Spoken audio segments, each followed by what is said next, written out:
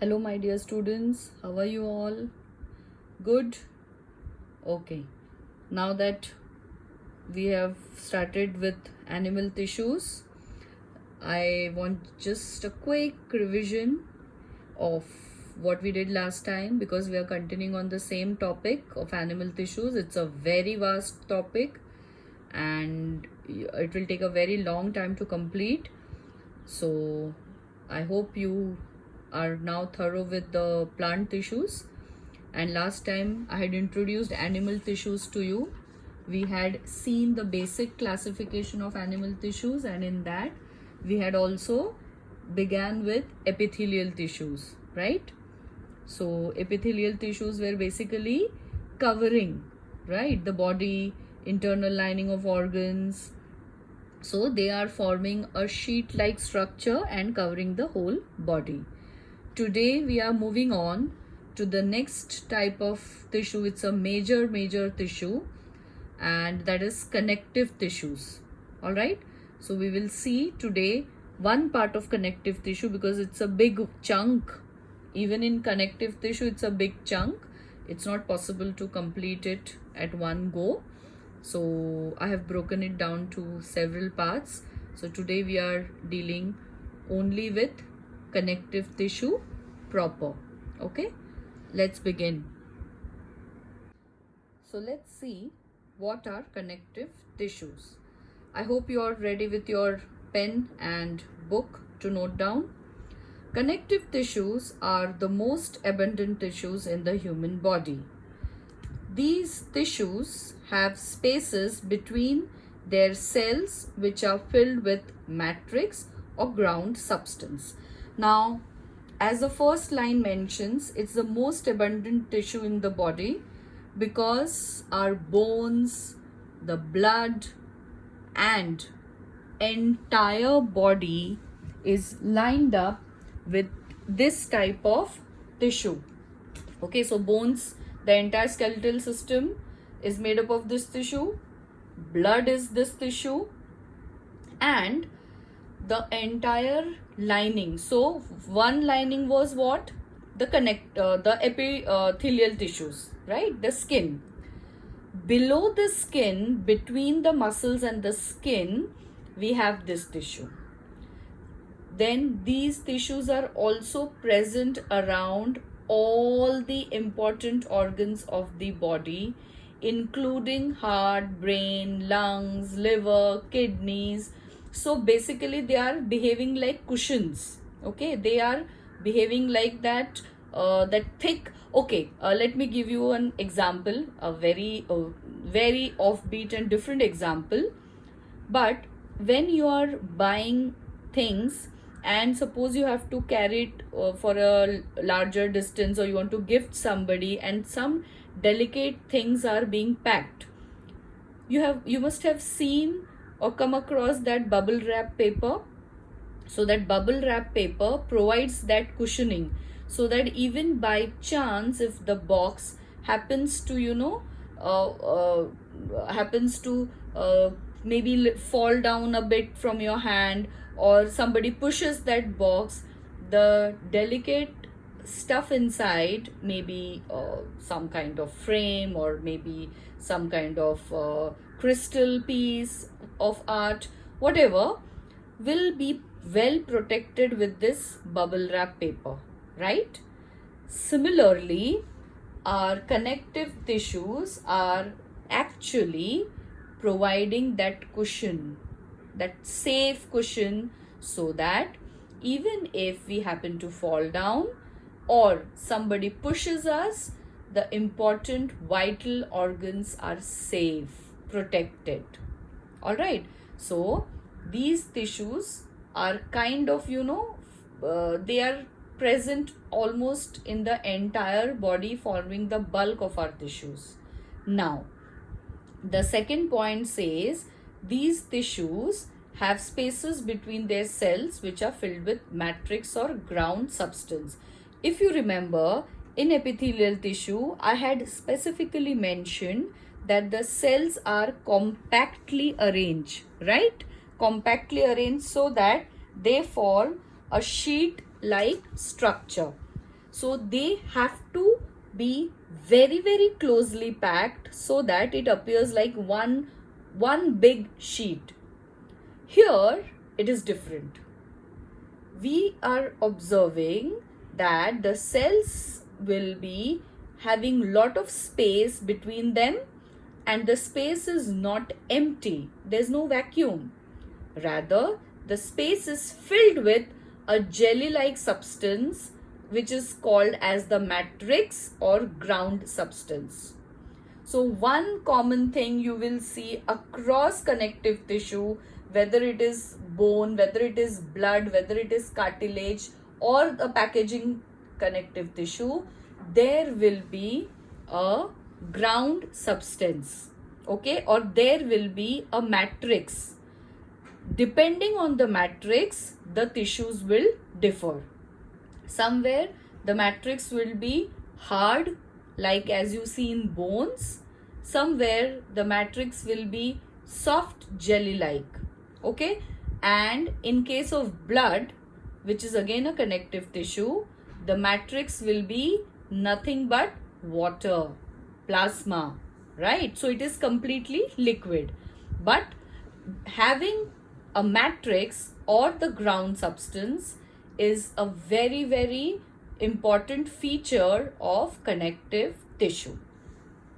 Then they link and support other tissues and organs by filling up the space between various organs. As I mentioned, it will kind of give a packaging thing. Now imagine your torso. Torso is the part below your neck, okay, till the place where your legs join. So roughly that rectangular part of your body is kind of a rectangular box. Let's assume in that you will find heart, you will find lungs, you will find the stomach, you will find small intestine, you will find large intestine, you will also find liver and kidneys, correct, and also the reproductive organs. Now these organs are placed at different levels, right, and they are not placed in one line. They are placed, one is placed up, one is placed down, one is placed in the front, the other is placed in the back, some are placed on the sides. So how will they fix themselves in one place? So to keep these organs in place, we will have the support of this connective tissue, right? And that is what they are saying. They link and support other tissues and organs by filling up the space. Then, on the basis of structure and function, the connective tissues are further classified into different types. So what are the different types of connective tissue?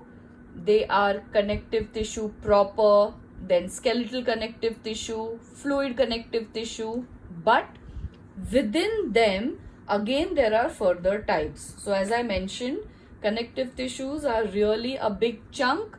We will have to take it in parts. Today we are only focusing on connective tissue proper. All right, let's have a quick look at the different types of connective tissue. This is a part of the bone, so skeletal connective tissue. This is cartilage, just the ribs, ribs are joined and held together by the cartilage. Then this is again bone, part of the bone.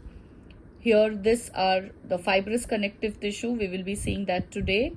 This is your fluid connective tissue, that is nothing but blood. This is your adipose connective, this is lymph, again fluid connective tissue. This is areolar and this is adipose connective tissue. Again, this is a part of connective tissue proper. So today we are focusing on connective tissue proper, this two, and the fibrous connective tissue.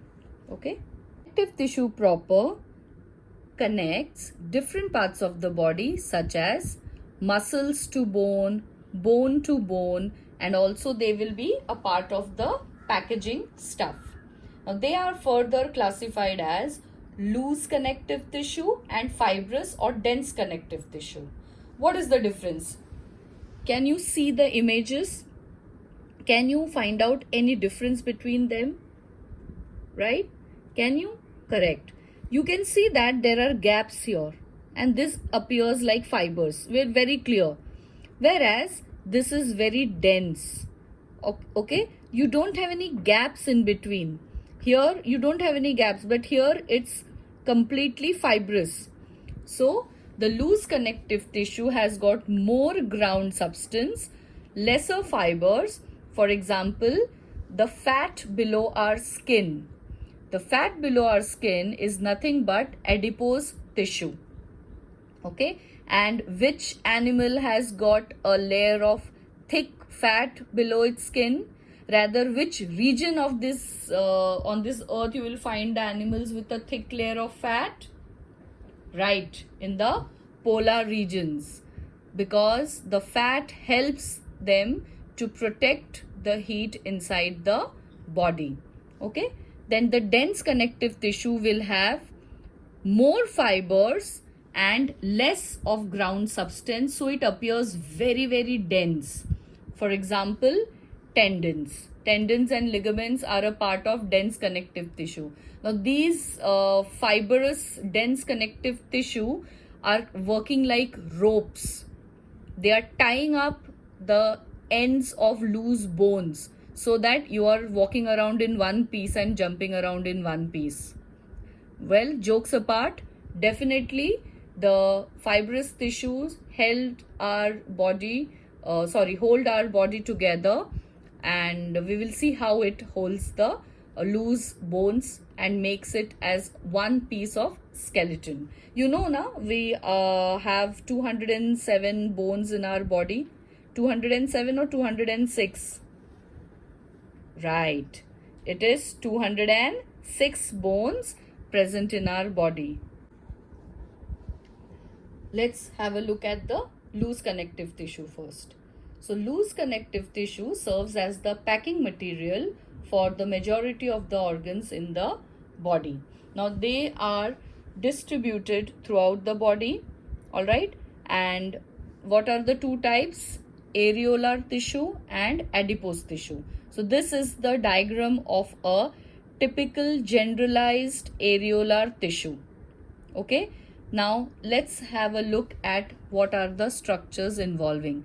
They first understand that this white part, which is labeled as matrix, is nothing but a transparent jelly-like sticky matrix present beneath the skin.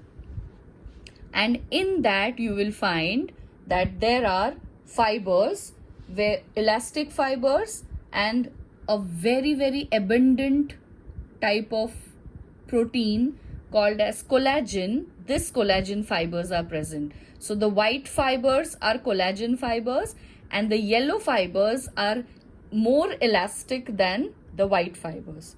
They are made up of another type of protein called as elastin.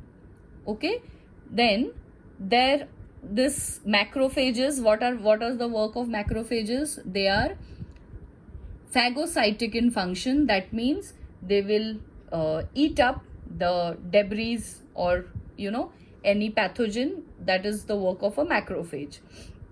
Then mast cells and fibrocytes, though I am explaining this in details, you don't have all this in details. All right, I'm just giving you extra information for your course, for your syllabus in 7th standard.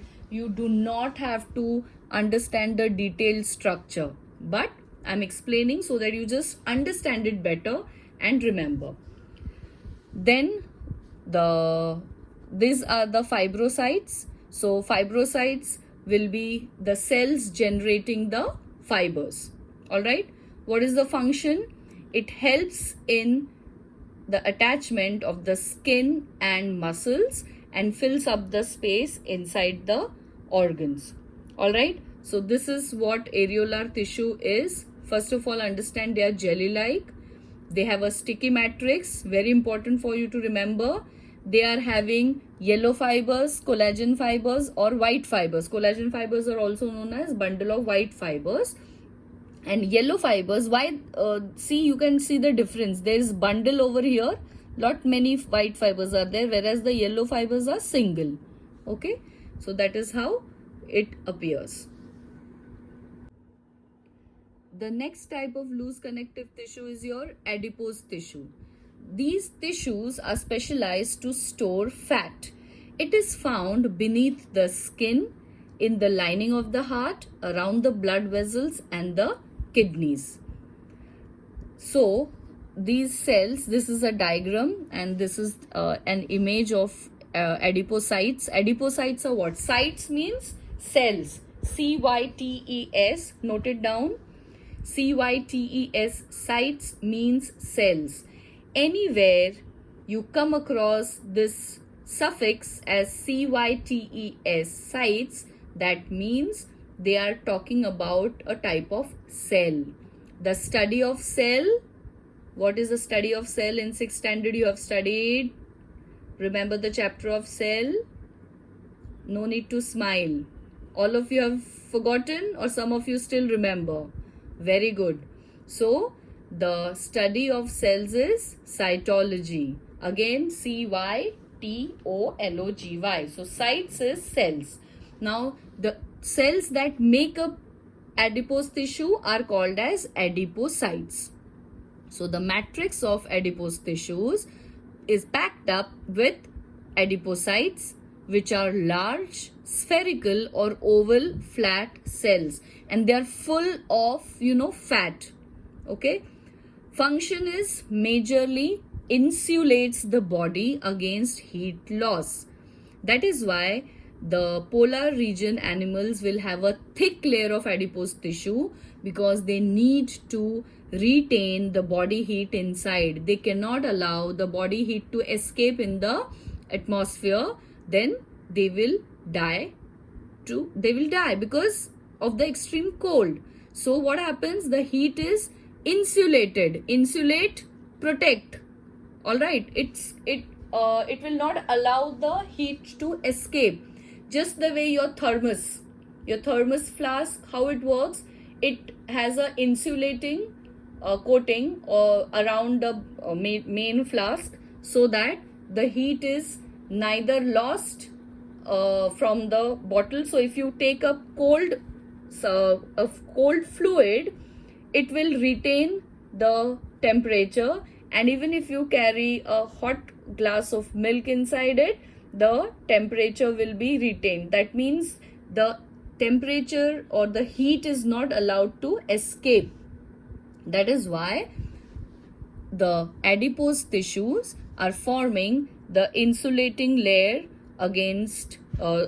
insulating layer below the skin, and it helps the body against heat loss. Okay, so just have a quick look. Though again, as I mentioned, this is not required. You just need to remember these cells, though this might come for identification in your paper, in your assessments, where you have to remember these cells with these big globules of fat, round structures, and the nucleus is reduced. You can see that the nucleus is reduced, whereas the each individual cell will have a big globule of fat, and that is how it helps in forming an insulating layer. Is that clear? So that is the adipose tissue. The next type is the dense connective tissue, or we also call it as fibrous connective tissue. Okay, what was the difference? What I had told, in loose connective tissue, fibers are less, matrix is more. In dense connective tissue, fibers are more and matrix is less. So because of this fibrous nature, it becomes a very thick, very strong, more than thick I should say. It becomes a very strong fiber which ties up the bones. Now, two types of fibrous connective tissue we are going to study. tendons and ligaments. Now here, this is the structure of the arm. All right. So we have here humerus, this is radius ulna, and this is your angle of hinge joint. You remember hinge joint? So in this, now you can see these two are bones and also these two are bones, whereas this is the muscle. So the end of the muscle joins with the bone with the help of a tendon. Now tendons are again fibrous connective tissue. They are cord-like inelastic bundles. Remember, tendons are inelastic bundles because they are made up of collagen fibers and bound together by areolar tissue. Ligaments are, in comparison to tendons, elastic because they have a protein, a different type of protein called as elastin. So the ligaments will join both the bones together. So this is a ligament. It holds both. So these are three pieces of bones. But do you find your hand in three pieces? No. You just say one hand, or you have two hands. So but one hand is one piece. But inside there are so many bones which are held together by the ligaments. And the muscles that are joining the bones are with the help of the tendons. Okay. So if I ask you to differentiate between tendons and ligaments, what will you say? Tendons connects muscles to bones and ligaments connects bones to bone.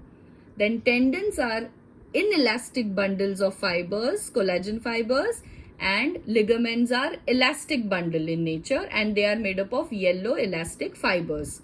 Is that clear? Alright. So this is about fibrous or dense connective tissue. So today we will be stopping here, and what we have covered, we have just done connective tissue proper. In that we have done the loose connective tissue, under which we have studied about areolar tissue and adipose tissue. And the dense connective tissue is nothing but your tendons and ligaments. Alright, no homework. Enjoy this last 2-3 weeks of May before we plunge into action in June. Okay, but then again, as I told last time, I want all of you to read the PPT, go through the slides of the PPT and try to retain as much as possible. You cannot afford to forget this because based on this will be the next part. All right. Thank you and take good care of yourselves.